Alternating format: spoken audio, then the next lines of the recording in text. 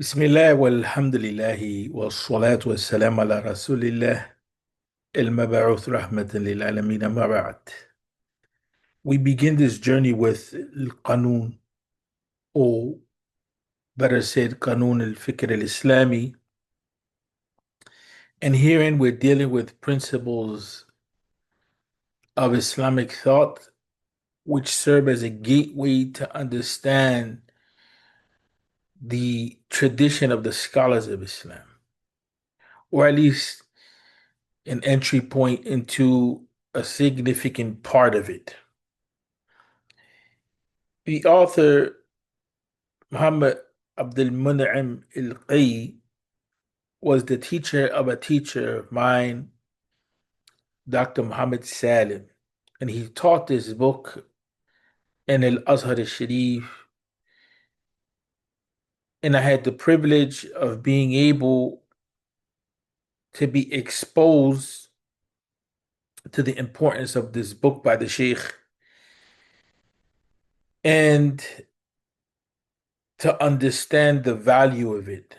I was not able to complete the book in whole with the Sheikh, given the fact that he had already started the sessions in this book and he was extremely strict in allowing students to enter into that halaqah or that circle of knowledge for the lack of experience that the student coming in late would have with the text. Nonetheless, the text remained with me, and the session that I did attend opened up the door, and I was able to be exposed to a lot of these teachings throughout my years in studying under the scholars of Al-Azhar Sharif in the traditional manner. Herein, interestingly enough, Sheikh Al-Qay is ahead of his time in understanding the Islamic thought, the process of producing it, or the process of understanding it, requires methodological rigor.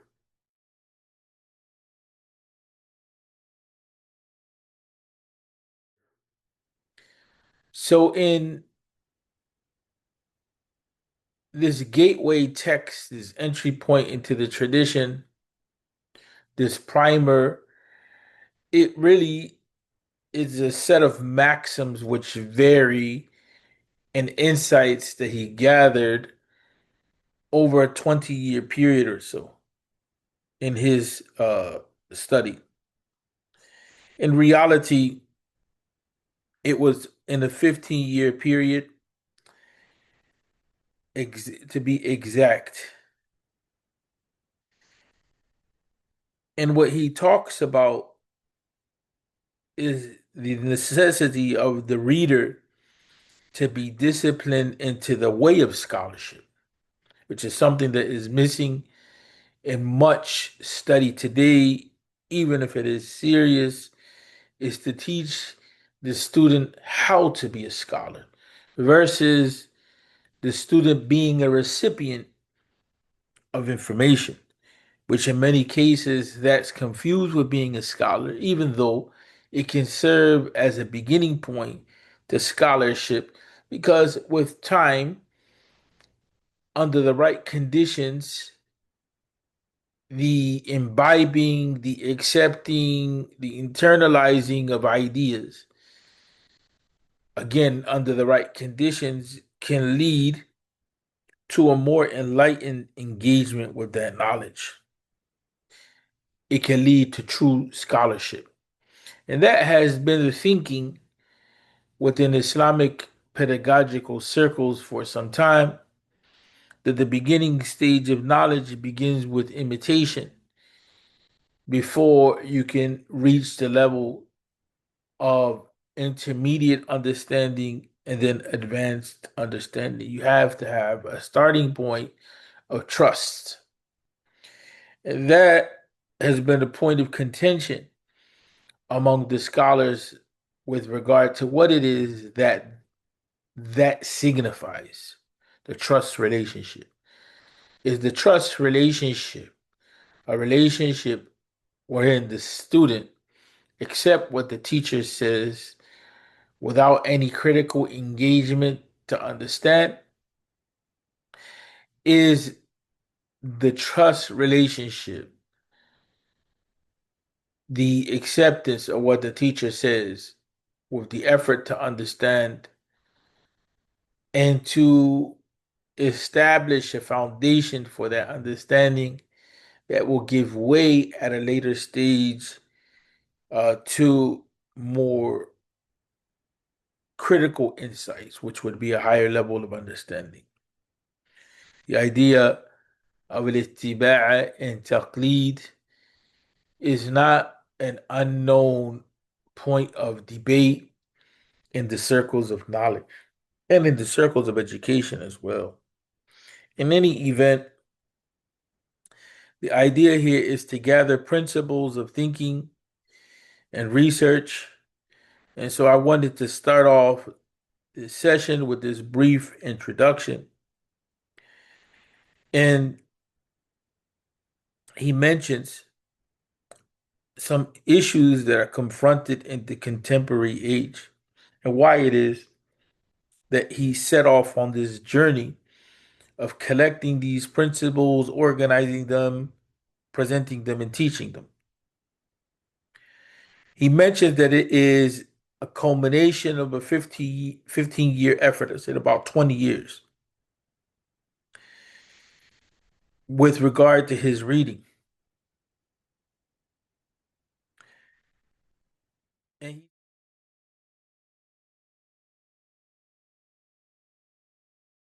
And he says that he finds that those who set on the path to speak on Islam are in need of these principles.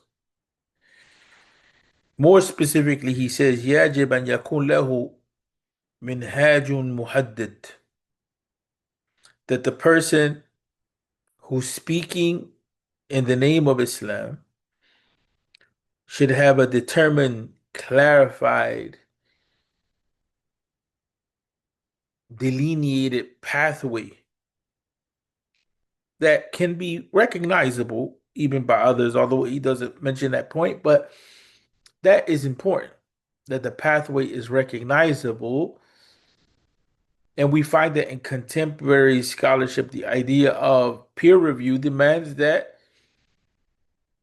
those that are in your circle understand what it is that you're grounded in terms of method and insights and intuitions when you construct a position or move forward to take a judgment or make a prediction. And he mentions specifically, he starts off with the importance of a methodology to be in place that's clear to build the fatwa that you would be given. And this is the pathway of the scholars of old. Right. ينبني عليه فتواه كما كان لأئمتنا السابقين أصولهم التي فرعوا عليها المسائل وكانوا بحق وكانوا بحق أئمة المجتهدين. So in this case, this is similar to what it is that the project of Imam Shafi'i, Muhammad bin Idris al-Shafi'i, who's known to be one of the leading scholars, paramount scholars of Islam,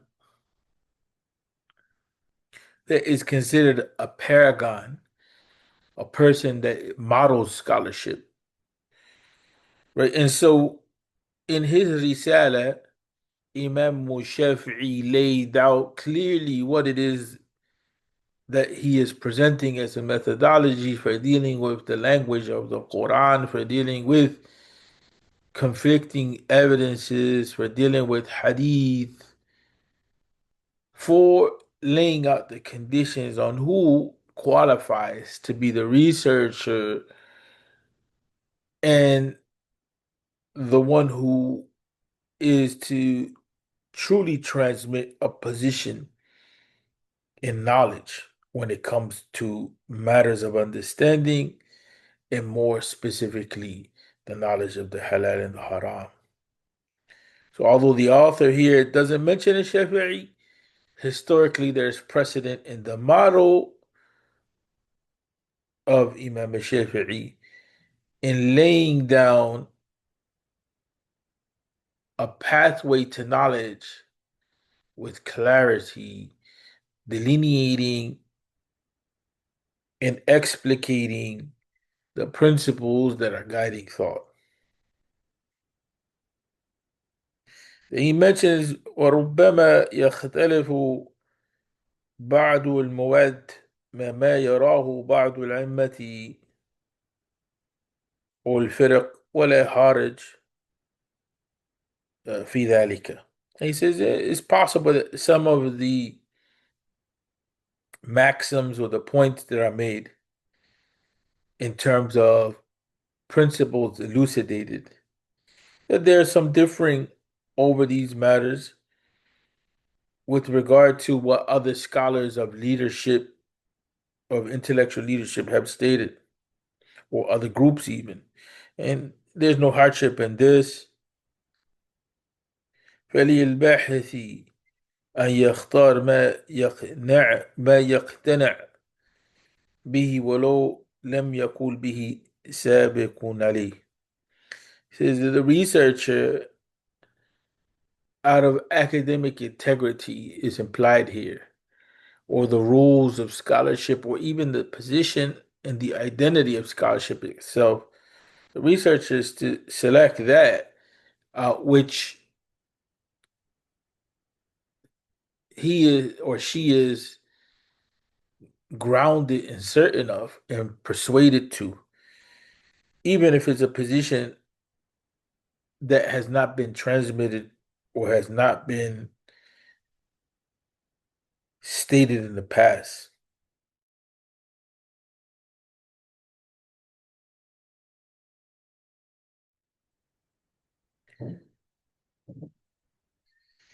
وللباحث يجب أن يحدد لنفسه منهاجا. And so the researcher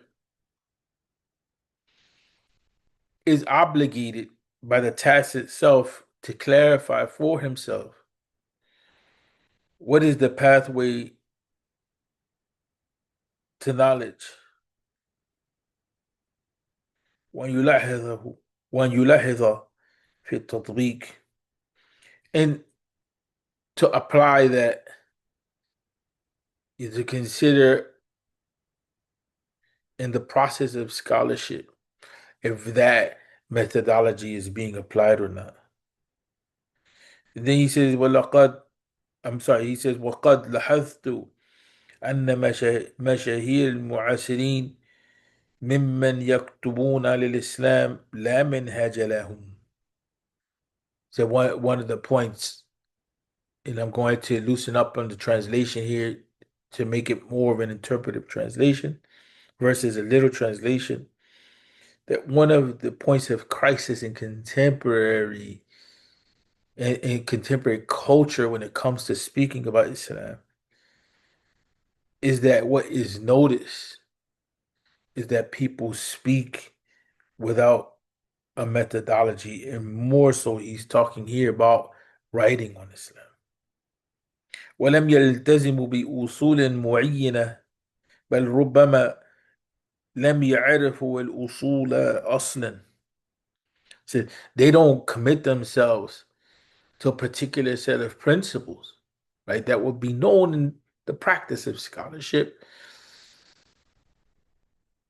And it's possible even that they are not even clear that there's principles that govern the process, or they don't know of the principles. وَمَا ذَلِكَ يَتَحَدَّثُونَ عَنِ الْإِسْلَامِ.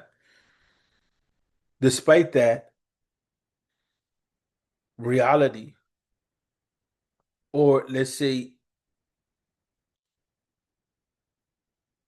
with the absence of the qualities of scholarship being realized in that person. And that is to engage the scholarly process by committing to the scholarly methodology or the principles of scholarship, right? Despite the fact that there is speaking about Islam, which should be done in light of scholarship, the person moves forward to talk about Islam without principles and without the rules of scholarship.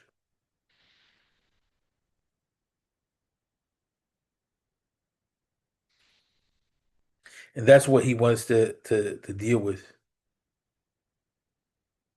So he talks about even a person may have knowledge and is able to speak to that point, the point of having knowledge, and mention what it is that people have said of the past.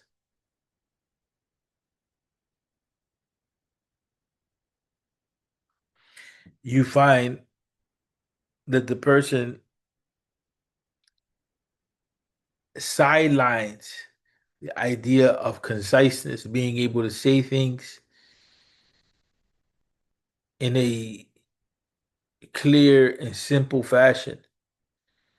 But what happens is that the person gets into verbosity and being long-winded and conveying tons of opinions where it is that the person could have, if there was mastery there, the person could have conveyed things in a succinct, in a clear and concise way. And then there's the phenomena, and this results from lack of exercising the scholarly methodology. Is that type of persona ممن يكف جامد عند الحروف والألفاظ وربما لا يفقه ما يردده. So he says that there's that type of persona is that is stopping at the literal expression of a text. Literally, he's saying its letters without possibly even understanding what it is that he's saying. So, firstly, he comes into this idea that quantity cannot substitute quality when it comes to conveying knowledge. Depth, the lack of depth,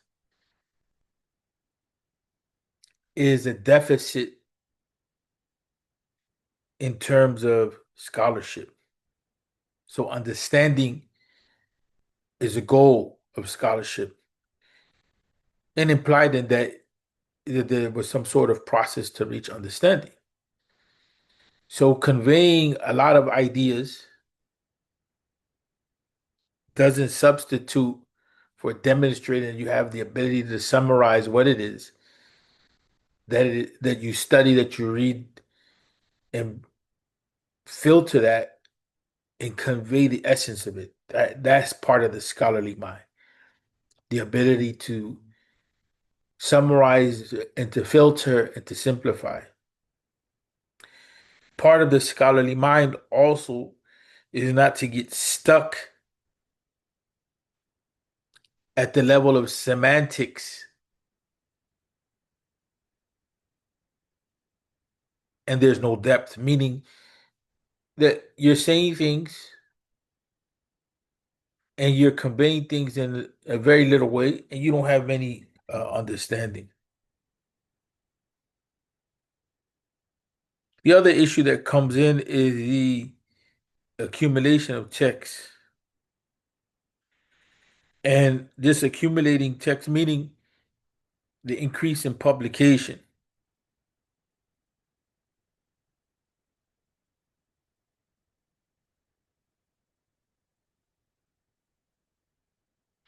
that there is an increase of text, and most of this has nothing to do with bringing insight into what it is that's being said. It's just focus on transmission. So yeah, this is an important point because a lot of times there's a duplication and a repetition of what it is that scholars have said without bringing any new insight, right? And so when you have a lot of publication, you have a lot of text, when you have a lot of information produced on that model, is pointing to a crisis of knowledge because part of scholarship is understanding. Right? That's a heavy, high goal.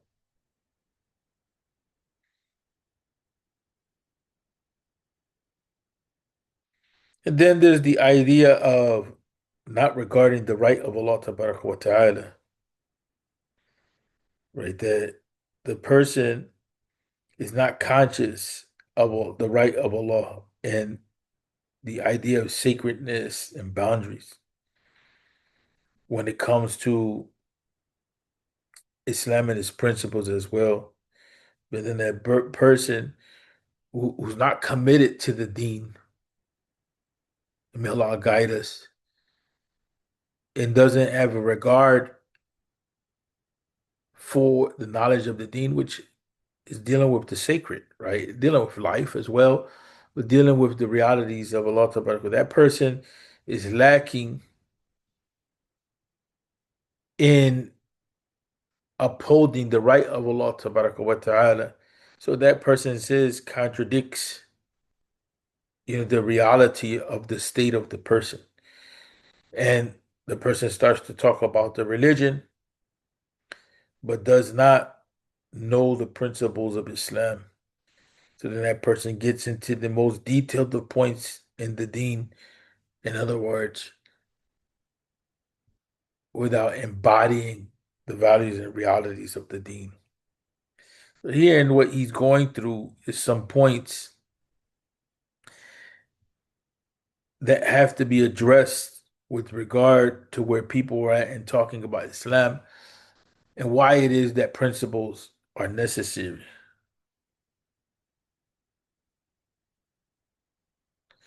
And also, one of the things that comes up that's to be noticed in the contemporary age, which requires methodology or methodological thinking as well as integrity, is the issue of people talking about areas of knowledge in which they have no expertise.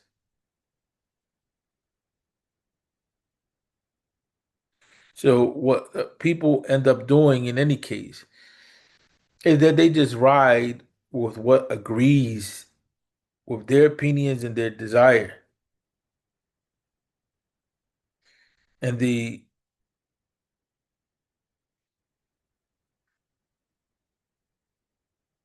reject that which is not in line with their desire or their intellect.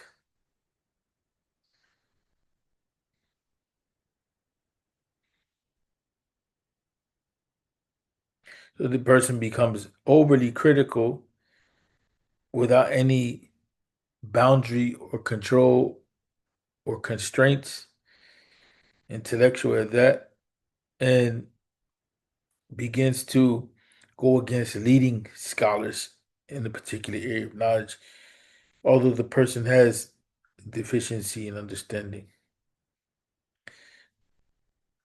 And not only deficiency in understanding, it's not even of the same ranking, right, in terms of understanding and knowledge. Others, they like to deal with that which is odd and strange, and it calls attention and so on and so forth, right? And so they begin to spread knowledge in that regard. And that's the general populace, right? And so we find that people begin to talk about Islam in that way. And then there's others that when it comes to knowledge, what they're focused on is just external appearances, right? And so that's their focus when it comes to knowledge. And even externality and the focus on it reaches a point that if it goes against the basics of rationality, person still uh, moves along with that particular position that agrees with just a very short-sighted insight lacking depth.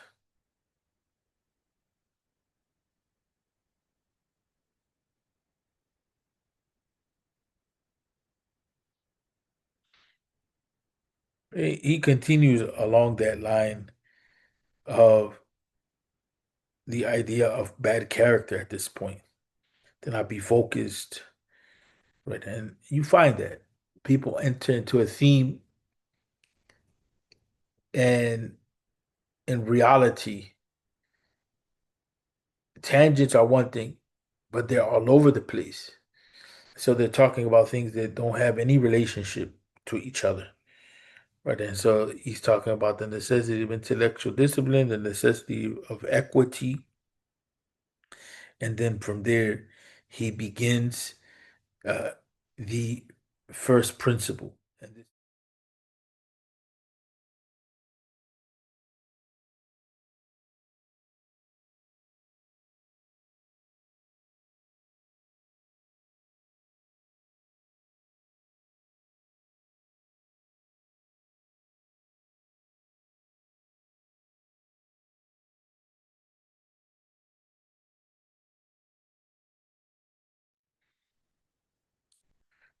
لست أدعي استياب لست أدعي استياب كل جوانب الفكر، بل أكتفي بتجليات بتجليات الغامض،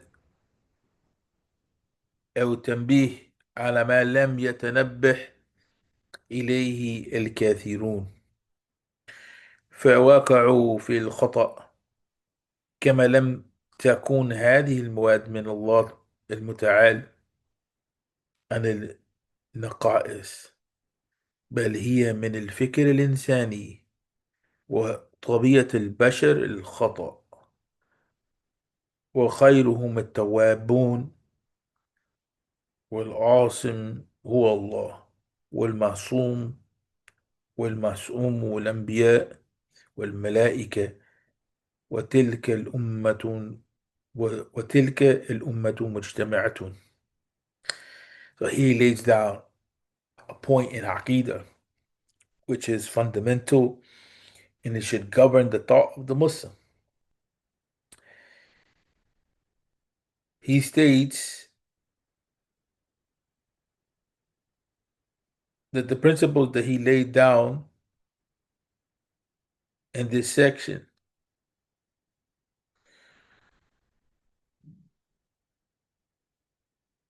are the most precise of the first principles of thought. And they're the governing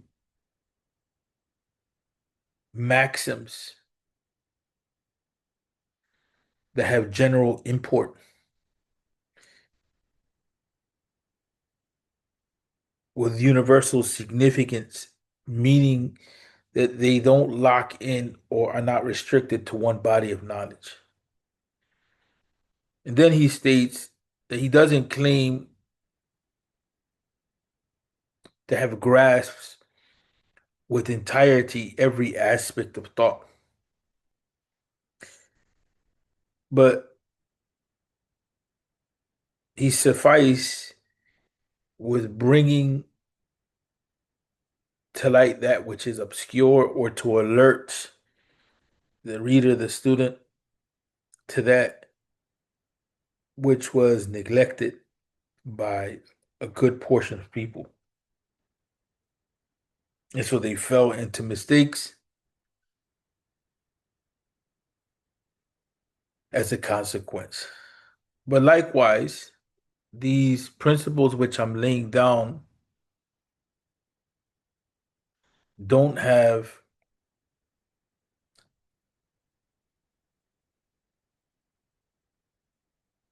the sanctity of revelation, meaning that they're a product of human thought and from the qualities of human thinking or the human being is to make mistakes.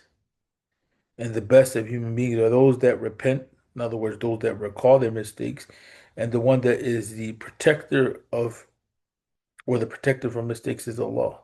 And the ones that are protected from mistakes in ranking are the prophets and the angels. And this is a point that is agreed upon by the Ummah of Muhammad.